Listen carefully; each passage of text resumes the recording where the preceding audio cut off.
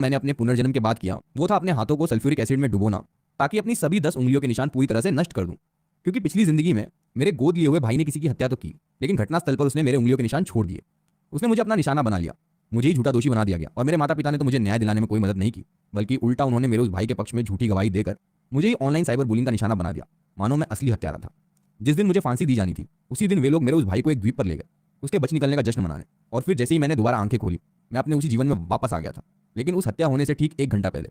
इस बार मैं पूरी तरह सुनिश्चित कर दूंगा कि उनके पास झूठे सबूत पेश करने के लिए कुछ भी न बचे। मैं दुनिया के सबसे व्यस्त चौराहे के ठीक बीचों बीच खड़ा हो गया, और अनगिनत लोगों की नजरों में, जिनमें से कोई हैरान थे तो कोई मेरा मजाक उड़ा रहे थे, मैंने अपने कपड़े एक एक करके उतारने शुरू कर दिए। उस कड़कड़ाती ठंडी सर्दी में मैं लगभग नंगा होकर नाचने लगा। अनगिनत कैमरे मेरी तरफ तान दिए गए थे, और एक ऐसी लाइव स्ट्रीम शुरू हुई जिसे लाखों लोग देख रहे थे, और वो मेरी वजह से शुरू हुई थी। तो परिवार वालों, थोड़ा ध्यान से देखना। नाचने के बाद अब मैं तुम्हें दिखाता हूँ कि मैं एसिड से अपने हाथ कैसे धोता हूँ। और दूसरी तरफ लाइव स्ट्रीम पर कमेंट्स की बौछार और भी तेज हो गई।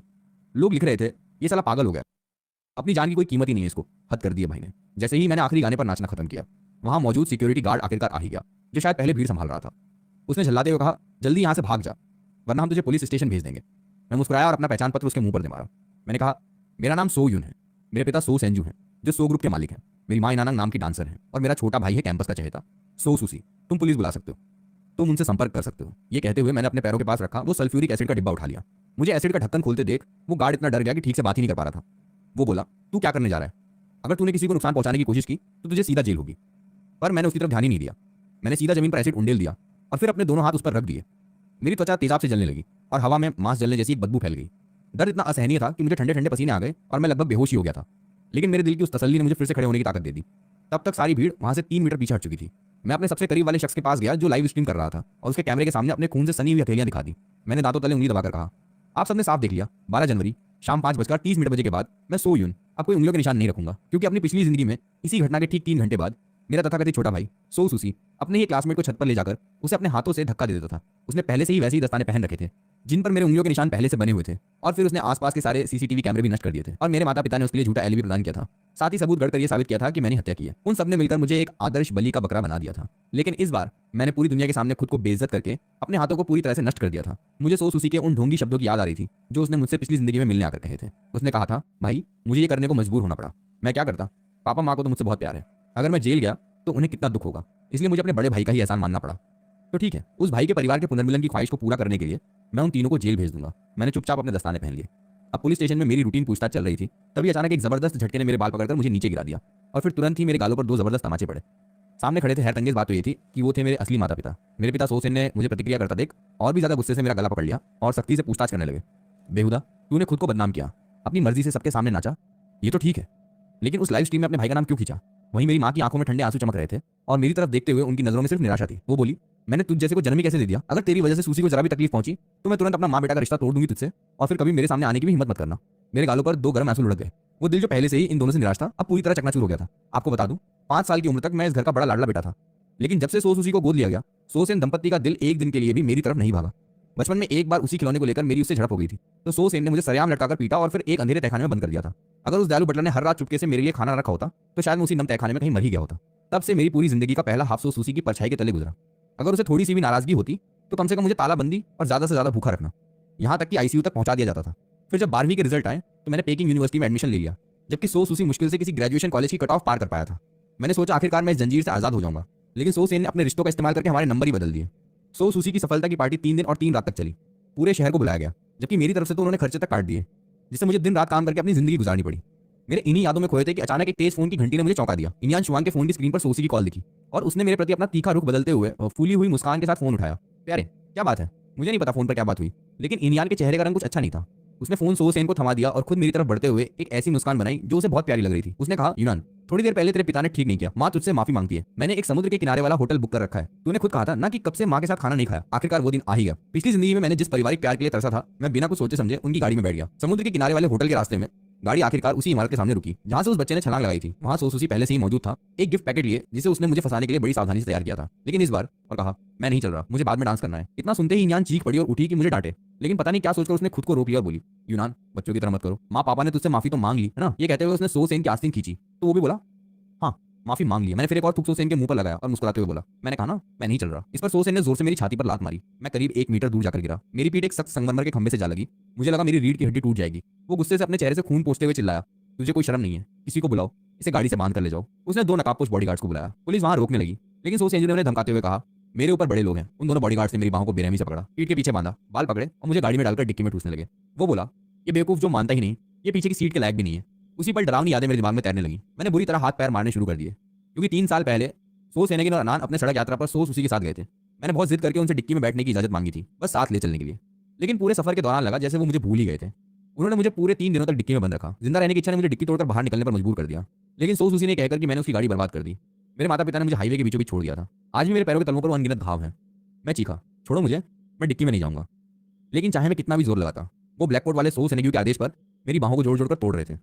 तभी मेरी माँ अनान ने कुछ नकली आंसू बहाते हुए कहा, माँ भी तुझे ये नहीं करना चाहती थी बेटा। और फिर बिना किसी हिचकिचाहट के उसने गाड़ी का ढक्कन बंद कर दिया।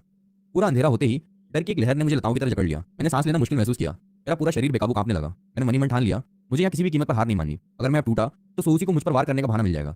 मैंने अपने दांतों को पीस कर अपनी जीभ को जोर से काटा, जब तक कि मेरे मुंह में खून नहीं फैल गया। पता नहीं कितनी देर बीती, आखिरकार गाड़ी का ढक्कन उठा।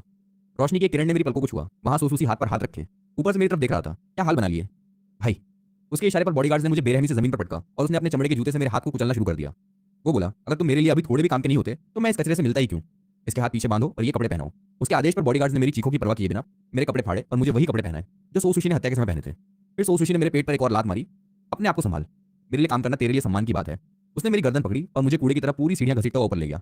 कुल 128 सीढ़ियां थी। मेरे पैर नील पड़ गए थे और पूरी तरह घसीट हो चुके थे। छत पर पहुंचकर उसने मुझे उसी जगह बैठा दिया जहां से उसने ईजिया नाम के उस साथी को धक्का दिया था। वो अपने संवारे हुए बालों को सहलाते हुए बेधड़क हंसा। देखकर ही दिक्कत होती है, मरने के बाद भी तुम परेशानी खड़ी कर रहे हो। अगर तुम बलि का बकरा न होते तो मेरी मुश्किलें बढ़ जाती। मैं उसे घूर रहा था, मेरी आंखों में काली आग लगी हुई थी। मैं बोला, सोसूसी, तुम्हें पछताना पड़ेगा। उसने लापरवाही से एक नजर मुझ पर डाली। एक हाथ से मेरे बाल पकड़कर मेरा सिर पत्थर की सिल्ली पर पटका और दूसरे हाथ से 110 डायल कर दिया। जैसे ही उसने नंबर मिलाया, उसकी आवाज में साफ तौर पर रोने का एहसास था। हेलो पुलिस, मदद कीजिए, मेरा भाई किसी की हत्या कर रहा है। अब मैं पुलिस स्टेशन में था और मेरी कलाइयों पर हथकड़ियां गर्म हो रही थी। बाल बिखरे मैं लॉबी की एक बेंच पर बैठा था। इससे 10 मिनट पहले ही मुझे पुलिस की गाड़ी से उतारा गया था। तभी एक अधेड़ उम्र का व्यक्ति मुझ पर टूट पड़ा। तू मेरे बेटे को क्यों नुकसान पहुंचाना चाहता है? तुझसे उसकी क्या दुश्मनी है? तू इतना शैतान कैसे हो सकता है? उधर ईजिया की मां की आंखें लाल थीं। वो कर्कश आवाज में चीख रही थी। मेरे आसपास के लोग भी मुझे जिंदा निकलने को बेताब थे। एक बड़ी मुट्ठी मेरे चेहरे पर आने लगी। मैं तुझे खून से नहला दूंगा। शुरू से अंत तक सोसूशी और बाकी 3 लोग एक तरफ खड़े ठंडे नजारे देख रहे थे।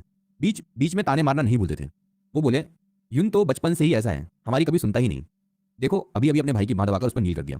इतना कहकर यान ने सोसूसी की आस्तीन ऊपर की तो उसकी सफेद और नाजुक कलाई पर एक सिक्के के बराबर नील का निशान दिखा। मैंने पूरी ताकत से चीख कर कहा, तुम झूठ बोल रहे हो। सोसूसी ने ही उस लड़के को धक्का दिया था। मैं तो सिर्फ उसका बलि का बकरा हूं। लेकिन सोसूसी ने ऐसा अभिनय किया मानो उसके साथ कोई बहुत बड़ा अन्याय हो रहा हो। भाई तुम मेरे बारे में ऐसे कैसे कह सकते हो? पापा, मम्मी और मैंने अपनी आंखों से देखा कि तुमने किसी की हत्या की है। ये एक अटल सच है। अब कोई मेरी सुनने को तैयार नहीं था। हर कोई मुझे एक बेरहम हत्यारा ही समझ रहा था। एक औरत ने मुझे पहचान लिया। उसने चुपके से अपना फोन निकाला और उसका कैमरा मेरी तरफ कर दिया। लाइव स्ट्रीम पर दर्शकों की संख्या एक ही पल में 10 लाख पार कर गई। कमेंट्स की बाढ़ सारी मुझ पर ही हमला कर रही थी। सब ट्रेंडिंग देखो। सो ग्रुप ने स्टेटमेंट जारी कर सो यून से सारे रिश्ते तोड़ लिए हैं। हे भगवान, जिन्हें सो यून ने पहले परेशान किया था वो सब बाहर आ गए हैं और उसके माता पिता ने भी मान लिया है कि उसने ईजिया को छत से धक्का दिया था। वो खुद देखने वाले गवाह हैं। ऐसे हत्यारे को तो मरना ही चाहिए। हाँ, सो यून मर जाए। गुस्सा इंटरनेट उपयोगकर्ताओं ने तुरंत मेरा अतीत खोद कर निकाला और उसे ऑनलाइन सरेआम मेरे खिलाफ इस्तेमाल करना शुरू कर दिया। यहाँ तक कि कुछ लोग खास तौर पर मुझ पर सड़े अंडे फेंकने और थूकने आ रहे थे। बिल्कुल वही सीन जो मेरी पिछली जिंदगी में बार बार दोहराया जा रहा था। क्या सच में मैं अपनी अपरिहार्य किस्मत नहीं बदल सकता? नहीं, नामुमकिन। मैं खुद को दोबारा बर्बाद नहीं होने दूंगा। मैंने अपनी पहले से ही लाल और सूजी हुई हथेली में उंगलियों के पोरों को जोर से दबाया। यही मेरा आखिरी दाव है। मैंने कहा, मुझे एक पुलिस अफसर से मिलना है। इंटरोगेशन रूम में कई बड़ी रोशनियां मुझ पर चमक रही थी। 2 पुलिस अफसर मेरे सामने बैठे थे। उन्होंने पूछा, क्या तुम अपने जुर्म खुद कबूल करोगे? मैंने साफ कहा, मैं हत्यारा नहीं हूं। उनमें से एक अफसर मुझे घूरते हुए बोला, अब तक के सारे सबूत तुम्हारी तरफ इशारा कर रहे हैं। अगर तुम अपनी गलती मान लो और अच्छा व्यवहार दिखाओ तो सजा में कमी की गुंजाइश बन सकती है। मैंने तुरंत जवाब दिया, अफसर, आपके पास जो मुख्य सबूत है वो है ईजिया द्वारा छोड़े गए उंगलियों के निशान। फिर भी आप कहते हैं मैं हत्यारा नहीं हूं।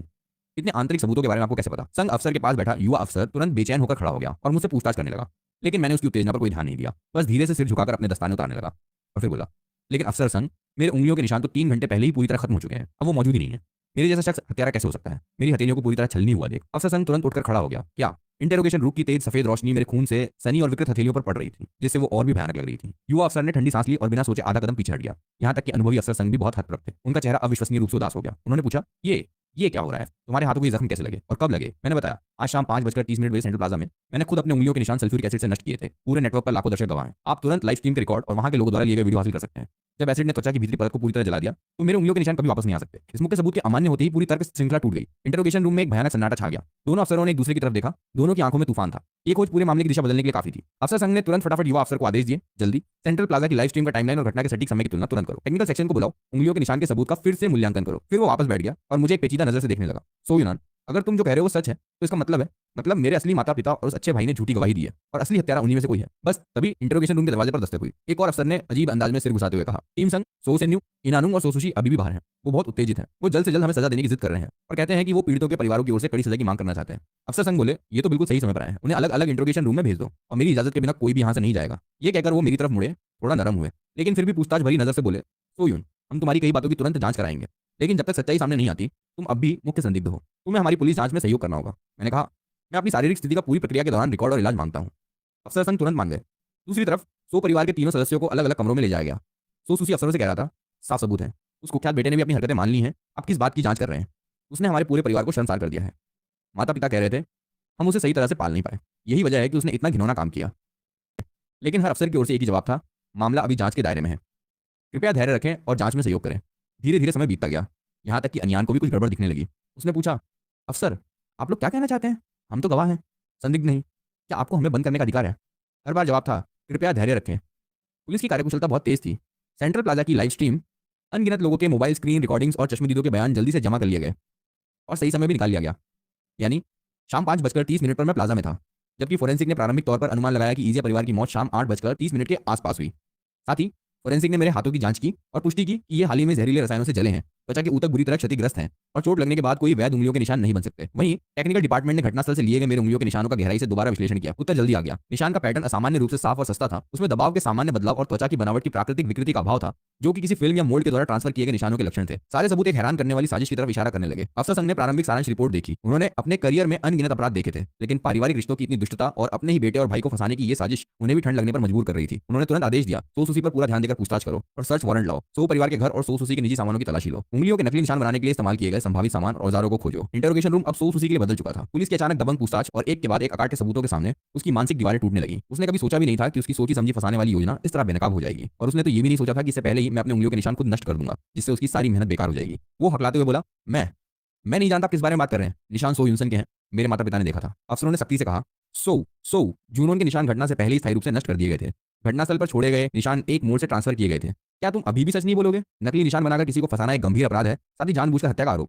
तुम्हें अंजाम का पता है? तब सो सुसी चीखा, मैंने किसी की हत्या नहीं की, मैंने उसे धक्का नहीं दिया, वो खुद ही फिसल कर गिर गया। बात निकलते ही उसे एहसास हो गया कि उसने क्या कह दिया। उसका चेहरा रुई की तरह सफेद हो गया। वो बुदबुदाया, अरे नहीं। अफसरों ने तुरंत दबाया, तुमने कहा था कि तुमने अपनी आंखों से सो यूनसन को किसी को धक्का देते देखा था, अब कैसे खुद गिर गया? क्या तुम घटना के समय वहां मौजूद थे? तुम और पीड़ित के बीच क्या हुआ था? इतने जबरदस्त दबाव और डर में सो सुसी का दिमाग पूरी तरह बिखर गया। वो रोते बिलखते हुए कबूल करने लगा, मेरी ईजिया परिवार से कहासुनी हो गई थी, उसने मेरा अपमान किया, मैं गुस्से में आ गया और उसे धक्का दे दिया। मैं सच में उसे मारना नहीं चाहता था, मुझे नहीं पता वो कैसे गिर गया। निशान तो पहले से तैयार किए गए थे, उसमें मेरी माँ ने मेरी मदद की थी। उसने कहा था, अगर कुछ गड़बड़ हो जाए तो सो यूनसन हमारे काम आ जाएगा, उसके नंबर तो अच्छे हैं, वो भविष्य में कुछ कर लेगा। अगर तू बर्बाद हुआ तो मेरी तेरे बाप की सारी मेहनत बेकार हो जाएगी। हाँ, मेरे माता पिता सब जानते हैं, उन्होंने ही मुझे ये सब सिखाया था। उन्होंने कहा था कि हम कहेंगे कि सो यूनान ने किया है और वो मेरे लिए गवाही देंगे, आप जाकर उन्हें गिरफ्तार कर सकते हैं। उन्होंने ही मुझे ये सब सिखाया है, मैं अकेला हूँ, आप मुझे गिरफ्तार नहीं कर सकते। रिकॉर्डर ने उसके हर शब्द को साफ दर्ज कर लिया। दरवाजे के बाहर खड़े पुलिस वाले हैरान थे, उनके चेहरे पर घृणा और गुस्सा दोनों साफ दिख रहे थे। वहीं सो परिवार के घर की तलाशी में भी एक बड़ी खोज हुई। वो सारे औजार जो सो सुसी ने नकली निशान बनाने के लिए इस्तेमाल किए थे, लेकिन अभी तक फेंके नहीं थे, मिल गए। साथ ही इनान और सो सेंजू के बीच मुझे फंसाने की साजिश के चैट रिकॉर्ड्स और सोसेन द्वारा कंपनी को जारी करने के लिए दिए गए ब्लैक ड्राफ्ट्स भी मिल गए। जब ये सारे सबूत सो सेन्यू और नियान के सामने रखे गए तो दोनों की प्रतिक्रियाएं हैरतअंगेज तरीके से एक जैसी थीं। पहले तो उन्होंने जोरदार ढंग से सब कुछ नकारा, फिर एक दूसरे पर दोष मढ़ना शुरू कर दिया, और आखिरकार अकाट्य सबूतों और पुलिस के जबरदस्त मनोवैज्ञानिक दबाव के सामने वो एक के बाद एक टूटते गए। वो बोले, मुझे कुछ नहीं पता था, मैं तो बस अपने बेटे के लिए परेशान था, उसने मुझे धोखा दिया है। सुसी ने बचपन में ही अपने माता पिता खो दिए थे, वो बहुत बेचारा है। सो यून के पास तो सब कुछ है, अपने इस भाई की थोड़ी मदद करने से क्या फर्क पड़ता था? इसे पता था कि कुछ ऐसा हो जाएगा। मैं कैसे देखता कि सुसी की जिंदगी इस तरह बर्बाद होती? हर एक बहाने के साथ कैमरे के सामने उनके चेहरे की एक बदसूरत छवि रिकॉर्ड होती जा रही थी, और इसी समय इंटरनेट पर भी तूफान मच चुका था। पहले तो पूरे नेटवर्क पर लोग मेरी आलोचना कर रहे थे, लेकिन जैसे जैसे समय बीतता गया कुछ दर्शकों ने एसिड से हाथ धोने का पूरा वीडियो, जिसमें सही समय भी था, सार्वजनिक कर दिया। वीडियो बड़े पैमाने पर शेयर होने लगे। अब हर कोई सवाल पूछने लगा, समय मैच नहीं कर रहा है, उसने हत्या से पहले ही अपने निशान खुद नष्ट कर लिए थे, ये हाथ के जख्म इतने गंभीर हैं, इससे उंगलियों के निशान बन ही नहीं सकते। सोचने वाली बात है, क्या वो किसी को बचा रहा है? सो परिवार की प्रतिक्रिया बहुत जल्दी थी। क्या ये अपने असली बेटे के लिए व्यवहार है? वो तो दुश्मन की तरह दिख रहे हैं। उस सोसी को किसने पाला है? पहले स्कूल के फोरम में उसके लोगों को धमकाने के वीडियो थे, लेकिन सब पावर से दबा दिए गए थे। जनता की राय चुपचाप पलटने लगी थी। जैसे ही पुलिस के अंदरूनी सूत्रों से कुछ टुकड़े बाहर लीक हुए, खासकर सो सुसी के टूटने और माता पिता की एक दूसरे पर उंगली उठाने के कुछ अंश जैसे ही वो ऑनलाइन आए, पूरे नेटवर्क पर हड़कंप मच गया। सो यूनसन अन्याय, सोसी हत्या केस, दुष्ट माता पिता द्वारा नकली निशान धोखा। ये सब ट्रेंड्स एक सेकंड में टॉप पर पहुंच गए। जो लोग सबसे ज्यादा मेरी आलोचना कर रहे थे, उन्हें लगा कि उनके साथ धोखा हुआ है, उनका गुस्सा दोगुना हो गया और सुनामी की तरह सो ग्रुप और सो परिवार की तरफ लौटा। लोग चिल्ला रहे थे, जानवरों का परिवार है, अपने ही बेटे के साथ ऐसा कैसे कर सकते हैं? सो सुसी बाहर आ और अपनी जान से भरपाई कर, दिलहीन कंपनी सो ग्रुप को बंद करो, सो यूनसन से माफी मांगो। बाजार खुलते ही सो ग्रुप के शेयर गिर गए। एक एक करके साथियों ने अपने अनुबंध तोड़ दिए। जनता की राय और अर्थव्यवस्था के दोहरे झटके ने उसे एक ही पल में झकझोर कर रख दिया। जब मुझे सावधानी से इंटरोगेशन रूम से बाहर निकाला गया, हाथों के इलाज के लिए अस्पताल ले जाया जा रहा था, तो पुलिस स्टेशन की लॉबी में मेरी मुलाकात सो वाई, साओ, यासो और सो सुसी से हुई, जिन्हें अलग अलग एस्कॉर्ट किया जा रहा था। सो सुसी चिल्लाया, शैतान, तू तो शैतान है, तूने मेरे साथ चालबाजी की है, तू बुरी तरह मरेगा। लेकिन मैंने मन ही मन कहा, लेकिन अब जो मरने वाला है वो तू है, जुन। मेरी माँ चीखी, अपने भाई को बचा, वो बचपन से ही माँ बाप के बिना है, उसकी किस्मत पहले ही बहुत खराब है, अब उसे जेल भी जाना पड़ेगा। जा, ई परिवार के माँ बाप से गिड़गिड़ा, उनके पैर पड़, भले ही वो तुझे मरने को कहें, तू मर जा, लेकिन सुसी को बचा। मैं मुस्कुराया और बोला, जी मेरी प्यारी और दयालु माँ, तुम्हें तो सो पिता के नाजायज बेटे को पालना बहुत पसंद है। सो सुसी, वो सो सैनिक और किसी औरत का नाजायज बेटा है। ये सुनते ही इनियान चिल्लाई, सुसी मेरा नाजायज बेटा नहीं है, इस राक्षस की बकवास मत सुन। हाँ, मैं पापा का नाजायज बेटा हूँ। कितनी बेवकूफ हो तुम, 20 साल से मेरे पिता के बेटे को पाल रही हो और हर वक्त अपने ही बेटे के खिलाफ काम करती हो। कितनी बेवकूफी है। ये सुनते ही इनियान दिल तोड़ने वाली चीख के साथ सो सेंजू पर टूट पड़ी और उसके साथ झगड़ने लगी।